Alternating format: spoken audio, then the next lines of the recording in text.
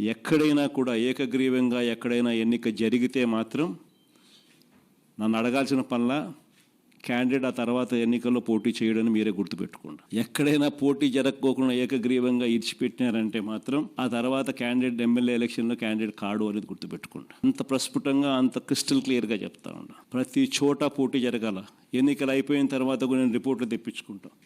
మీ MLA candidate ప్రతి చోట పోటీకి నిలబెట్టాడా, క్యాండిడేట్ నిలబెట్టలేదా అనేది పోటీ రిపోర్ట్లు తెప్పించుకుంటాం.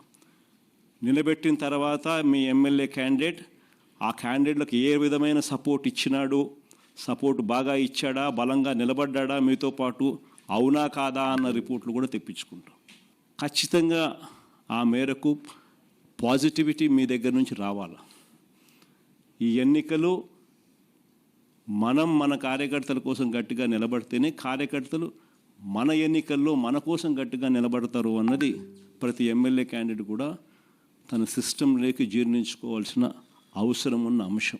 ఎక్కడైనా కూడా ఏకగ్రీవంగా ఎక్కడైనా ఎన్నిక జరిగితే మాత్రం నన్ను అడగాల్సిన పనిలా క్యాండిడేట్ ఆ తర్వాత ఎన్నికల్లో పోటీ చేయడని మీరే గుర్తుపెట్టుకోండి. ఎక్కడైనా పోటీ జరగకోకుండా ఏకగ్రీవంగా ఇడిచిపెట్టినారంటే మాత్రం ఆ తర్వాత క్యాండిడేట్ ఎమ్మెల్యే ఎలక్షన్లో క్యాండిడేట్ కాడు అనేది గుర్తుపెట్టుకోండి. అంత ప్రస్ఫుటంగా అంత క్రిస్టల్ క్లియర్గా చెప్తా ఉన్నా. ప్రతి చోట పోటీ జరగాల. ఎన్నికలు అయిపోయిన తర్వాత కూడా నేను రిపోర్ట్లు తెప్పించుకుంటాం.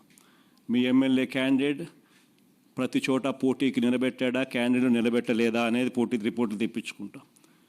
నిలబెట్టిన తర్వాత మీ ఎమ్మెల్యే క్యాండిడేట్ ఆ క్యాండిడేట్లకు ఏ విధమైన సపోర్ట్ ఇచ్చినాడు, సపోర్ట్ బాగా ఇచ్చాడా, బలంగా నిలబడ్డా మీతో పాటు, అవునా కాదా అన్న రిపోర్ట్లు కూడా తెప్పించుకుంటాం. ఖచ్చితంగా ఆ మేరకు పాజిటివిటీ మీ దగ్గర నుంచి రావాలి.